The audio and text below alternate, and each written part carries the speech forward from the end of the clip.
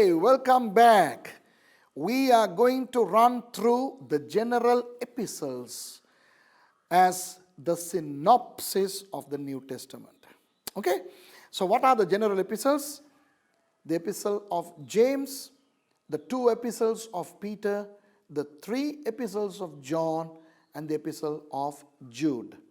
Now, these epistles were written by the names of those people that are mentioned in those epistles. Like James was written by James. Okay, Peter was written by Peter, John by John, and Jude by Jude. Okay. Now, James, which James was he? There have been 3 Jameses. James the elder, he was the bishop of Jerusalem, the first bishop of Jerusalem, disciple of Jesus. Not him. Then we have James the younger. Okay, not him. But this James identifies himself as the brother of Jesus. Jesus had a brother called James, also another brother called Jude. So this person, this James, was the brother of Jesus. He was another son of Mary. Okay, and he later became a Christian. You know, these brothers of Jesus did not become Christians until Jesus died and rose again. And later on, all these people became Christians and they came into the ministry. And that's history, okay? And this James writes this epistle. And this epistle, because James was also a Jew, there is a lot of Jewishness in this epistle. But also, here he is talking about faith and works. You know that the Jews are more prone to works. Work of obeying the law, work of offering sacrifices, work of observing the feasts, and the work of not working on Shabbat. And you know, it's all work based. So when these Jews become Christians, they try to bring the work element into Christendom too much. Now you need works, but it's not all works that's important. We need faith. But then come the Gentiles who come with a lot of faith and they say, we don't need to do anything but just everything by faith. Okay? So the epistle of James is a bridge builder between faith and works. You need faith, but faith without works is dead. Interesting, eh? You need faith, but you can have a lot of faith and no works. Then your faith, although it's there, it's dead. It's like having a corpse. You can't live with a corpse. The corpse is a corpse because it has no life. If that person has life, then that's the person. So faith without works is dead. And then works without faith is useless. I mean, that's understandable. So the book of James is like that. You know, I love the entire book, but one thing is very interesting. It talks about the tongue. The tongue is like the steering of a ship. Okay? And it can move the ship. The tongue can light a fire. So these things are there. So if you read the book of James, enjoy the bridge building between faith and works. Okay? Let's go to the first and the second epistles of Peter. Peter, you know that Peter was actually very vituperative when he denied Jesus. Remember, he said, I don't know Jesus. Then he swore and he cursed. But then Jesus was brought back to the ministry in John chapter 21, and Peter became a wonderful servant of God. History says that he was crucified upside down in Rome, and Peter lived a very wonderful life. And earlier on in our series, I mentioned that one of the disciples of Peter was actually John Mark, who wrote the second gospel. Okay, Peter was a wonderful guy. It was to Peter that God in the book of Acts showed that even the Gentiles can be brought into God's family in a vision that he saw on the roof of Simon the tanner in the book of Acts in Joppa. And then Peter went to Caesarea to visit Cornelius, and Peter was instrumental in bringing the first Gentiles into Christianity, followed by Paul, of course. And then Paul and Peter had a little bit of a brawl in the book of Acts also, when Peter at times, he was a little bit hesitant to behave freely with the Gentiles in the presence of Jews, and Paul was telling Peter off for that. So those things are there. So if you read these two epistles, the epistles of Peter, you will see a lot of doctrines, instructions, and beautiful things that he was talking about. And especially the epistle of 2 Peter, you will see that he is concentrating on the coming of Jesus, the last days, and things like that. So the first epistle was to people who are mainly in the area of Asia Minor and so on. And his audiences were actually scattered people. And First Peter also concentrates much on persecution. He was addressing people who were going through persecution. So if you read First Peter, you'll see how he's saying, don't worry, endure your persecution because it will produce good fruit in you, so on and so forth. Okay? And then the 2 Peter also admonishes about the last days, and it's interesting. Now let's go to the 3 epistles of John. John, the disciple of Jesus, penned 5 books. The Gospel of John, the 3 epistles of John, and the book of Revelation. Okay? Now these 3 epistles are so wonderful and powerful. So such a lot of theology in 1 John. Theology, all sorts of theology. You find hamartiology, you find soteriology, anthropology, theology, Christology, pneumatology, eschatology, all the logies are there in 1 John. So 1 John is very interesting, very deep, and I preach in Tamil, Sinhala and English, trilingual. So if you go to YouTube, you will see my series on 1 John, and try watching that series, you'll be blessed. Okay? Now, 2nd and 3rd John are tiny epistles, 1 chapter each. 2nd John is addressed to a beloved lady, whoever she was. And that was a message of encouragement to that lady to serve the Lord and keep going, beautiful. The epistle of 3rd John is aimed at a man called Gaius, an elder. And John starts by saying, hey Gaius, I know that you are a spiritual man. You are blessed spiritually, but I want you to be blessed physically, financially, emotionally, in every way as well. My beloved friend, I want you to be blessed in every way. So it's an epistle of blessing. How we can be blessed, we can be happy. Just because we are in the ministry, we don't need to be miserable. We can be blessed. Okay, that's 3rd John. What about the epistle of Jude?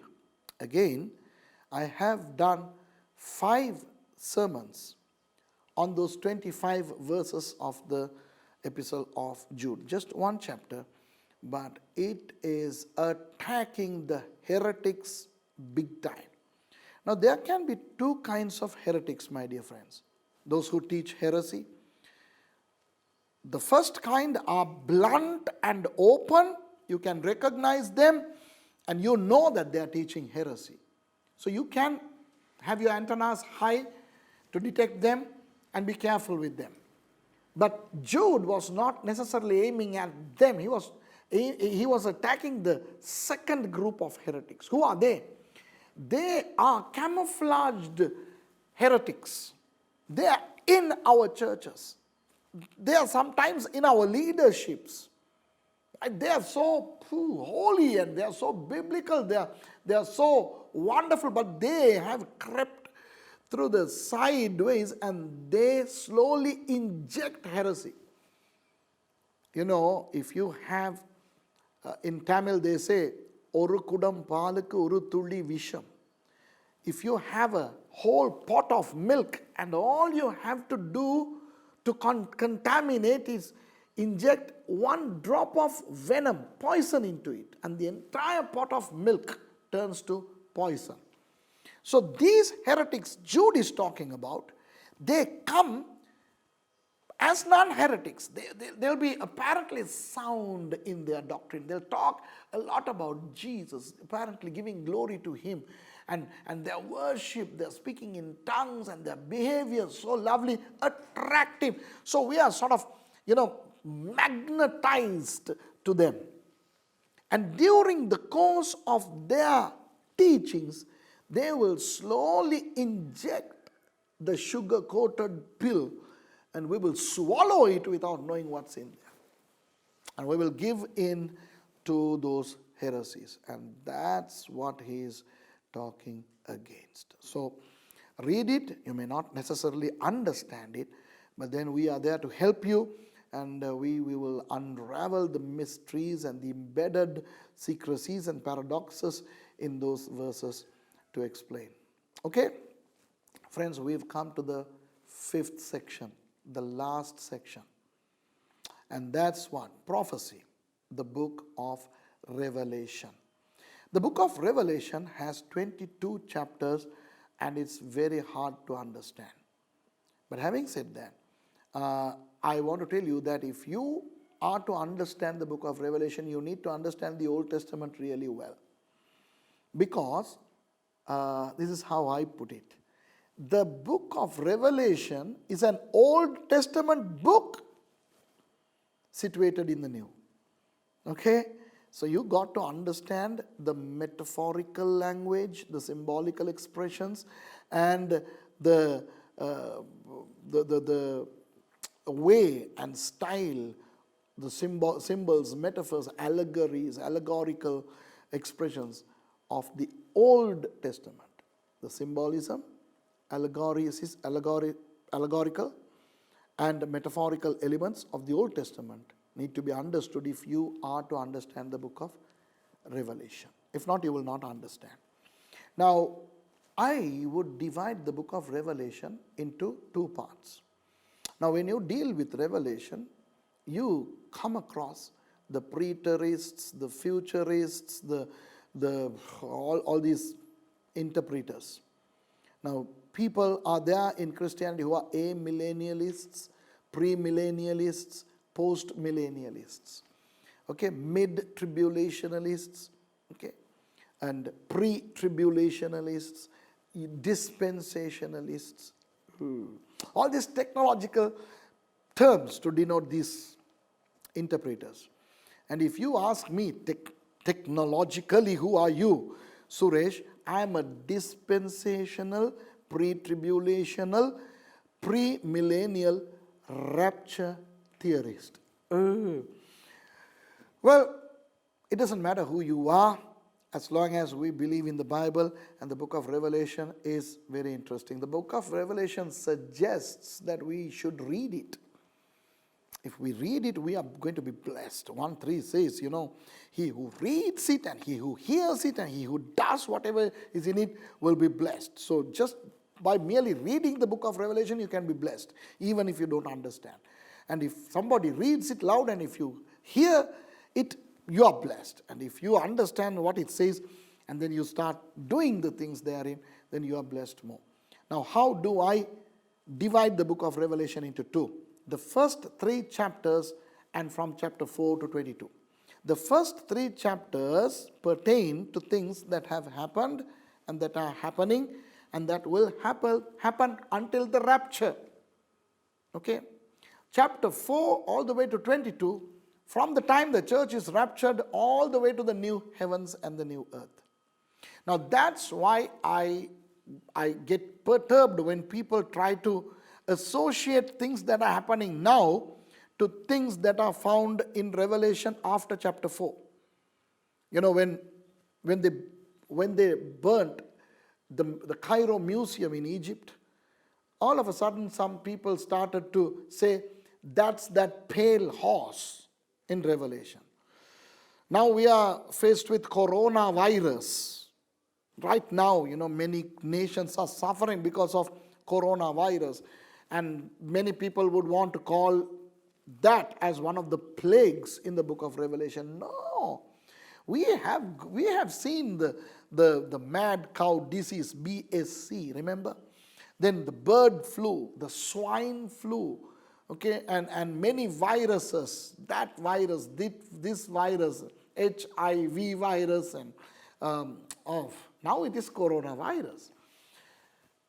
If we are paranoid over these viruses now, imagine when the Revelation plagues hit, the world is going to be in huge turmoil. Okay? Whatever from Revelation 4 to 22 has not yet transpired. But from 1 to 3 years, many have happened, and things are happening, and they'll happen all the way to the rapture. Now, in the first 3 chapters, in chapter 1, you will see the description of Jesus.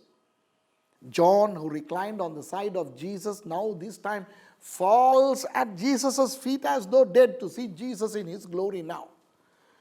Okay? And then chapters 2 and 3 talk about the 7 churches. The 7 churches can be interpreted into 3. Number 1, yes, those 7 churches literally existed in those places. Okay, Ephesus, Smyrna, Laodicea, Pergamum, Thyatira, these places are still there in Asia Minor, around Turkey. And those churches really existed.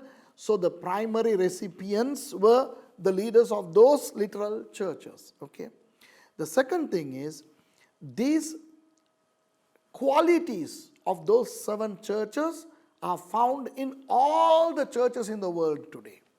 Thirdly, dispensationalists have beautifully divided the 7 churches into 7 church eras, starting from the Ephesian church era all the way to the Laodicean church era, which will end with the rapture.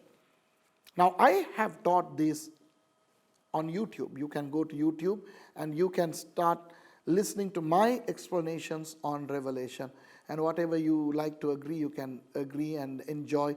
And whatever you like to disagree, go ahead and disagree. This is a book. The book of Revelation is still a book of paradox to me. I have studied that in many places, in Sri Lanka, in England, in America. And people have labeled me as an eschatologist and all that kind of stuff. But still, I think the book of Revelation is full of paradoxes, okay? Because of the large quantum of allegories, symbols, and paradoxes, metaphors embedded therein, okay? And then if you go to chapter 4 onwards, you will see the visions that John saw, both of the heaven and of the earth. Now, when you read, when you try to understand, you will have to really struggle to place the scenario either on earth or heaven. Sometimes some things happen down on earth, some things in heaven. We are introduced to 3 human beings who are antichrists. The political antichrist, the chieftain, okay, and then the spiritual antichrist, the false prophet, and the economical, commercial antichrist, the beast. And because there are 3 antichrists, 3 number 6s are found. 666. Okay? It's not 666, but it's 666, the mark of the beast. And remember the movie in the 70s, The Thief in the Night? Oh boy, how scared we were. And now, in the 21st century, when we look back at that movie, we are like, oh, that's so naive. But if you see what we have today, John saw all what we have today and even more, what's going to come tomorrow, 2000 years ago, and the poor fellow had his limited knowledge to express, and that's why you need to go into the mind of John to understand what he saw. It's very difficult. And then the importance of the Jews, when you go to Revelation 11 and 12, the Jews, how the 7-year tribulation period has been divided into two, and in the first half, the 3.5 years of the tribulation, the Jews will have a wonderful time under two witnesses, and then after that, the Antichrist will try to kill them also. And then we read about the 7-year tribulation period on earth, and how during the 7 years the bride of Christ is up in heaven preparing for the marriage supper of the Lamb. And then in chapter 19 you will see how the marriage supper of the Lamb takes place, after which the Lamb of God, Jesus Christ, comes to earth to execute the final judgment, and the Armageddon war happens, and then Satan is bound for 1,000 years, and Jesus rules for 1,000 years. Some of you may not agree with a literal reign of Jesus for 1,000 years. You may be an amillennialist. That's okay, fine. Even if you don't believe, if that happens, you will be there. So there you go. And I believe in a literal millennial period. And so let's not brawl with these things, because Revelation is a hard to understand book, but we should refrain from inducing heresies into it. Okay? So we have to accept each other, whatever standpoint, position we take pertaining to the book of Revelation, we have to accept each other, because you could be right, I could be right, you could be wrong, I could be wrong. I mean, that's okay, but we love the book of Revelation. That's the inspired part of the inspired word of God, and that's wonderful. And then after chapter 19, we see how after the millennium, the devil is loosed for a time being. Then we hear about Gog and Magog. Some of you may want to believe that Gog and Magog are Russia.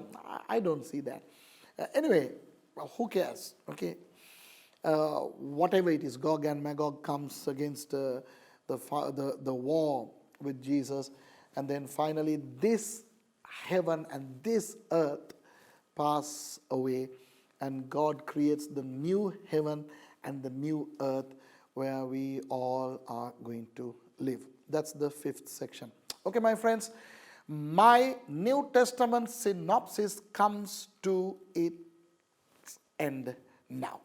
Enjoy the New Testament. What are the 5 categories?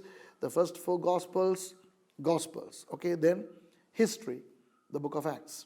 Then the Pauline epistles, the 14 epistles from Romans to Hebrew. Then the general epistles from James to Jude. And the prophetic section, Revelation. Okay? Apocalypse, if you like it that way. Enjoy the New Testament. Be blessed. And I believe if you haven't watched my synopsis on the Old Testament, which has 16 parts, watch it also and be blessed. God bless you. Meet you in another study. Take care.